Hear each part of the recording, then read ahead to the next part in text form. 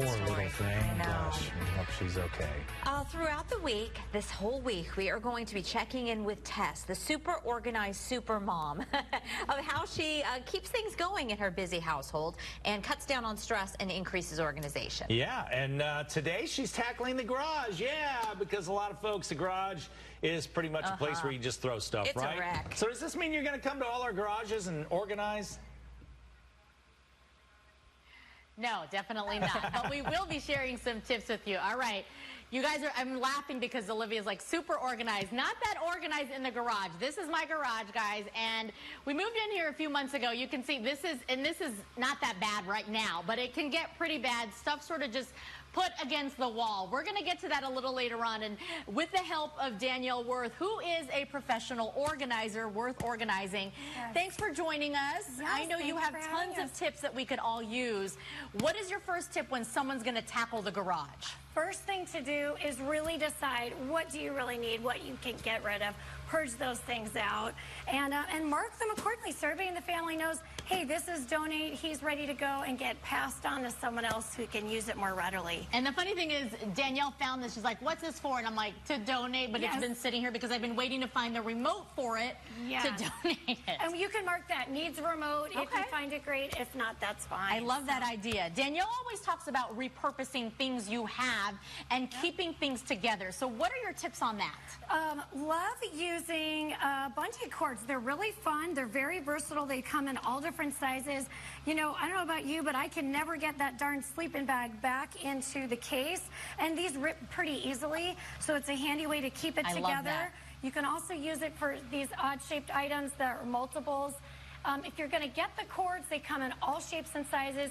Make sure they have kind of that nice plastic coating versus Great exposed tip. metal edge. All right. I said, you know, she found a glove and she's like, where's the other glove? I'm like, Yep. I don't know. It's somewhere. Yes. But we found it. Yep, the pair stays together. You can't, binder clips, bulldog Love clips, it. they're really fantastic. They hang up easily, easy to use too. All right. Repurposing. You know, everyone buys blankets or sheets and you get these plastic things, and usually we throw them out or recycle them. Sure, but they have a great use. They're very hardy. They're easy for kids to zip up and out. They always have that little pocket describing what's in it. Label it so that when folks are helping clean things up, they know this item goes back into this case. And this came about because I said, okay, so this is our little, you know, game day blanket. We take it to Right. games and stuff. And I can never find it because I store it in the house because I don't want it to get dirty. But it should be with my sports equipment. So you said that's why this little Right. bag, store it in something like this Exactly. that's labeled and comes in handy. All in one shot, so you're not back in the house, back in the picnic area.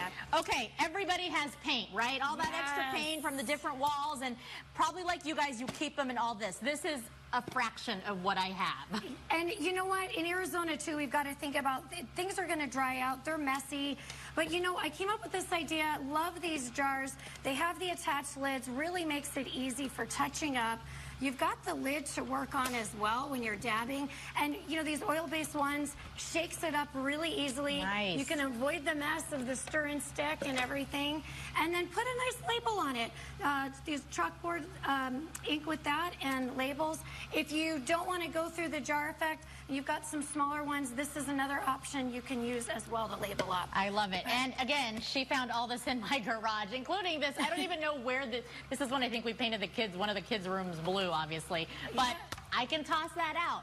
Okay, so Absolutely. you Keep it love the simple. idea of pegboards, including hanging things like this and giving a space for it. It's a really reasonable solution. It's simple to just move things around and adjust. It can easily hang up. Perfect. Back with the bungee cord, you can easily slide it right through even a paper towel holder.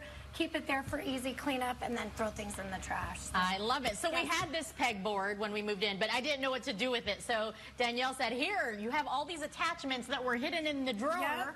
Which I did not know about. So there's Got all some the hooks. attachments, and label everything so when the kids or husbands who just maybe put things away know that everything has a place. That's the Yes. most important thing. Super simple to label everything, Put it and we right just back. started doing that. So coming up in our 9 o'clock hour, thank you very much, You are Danielle. welcome. Thank you. This mess, we're going to organize, move things around, and label things. So in this case, Tess's tips is getting tips from Danielle, the professional organizer. Nothing wrong with that. Go to the pros. Yeah. Thanks, Tess, Tess. thank you.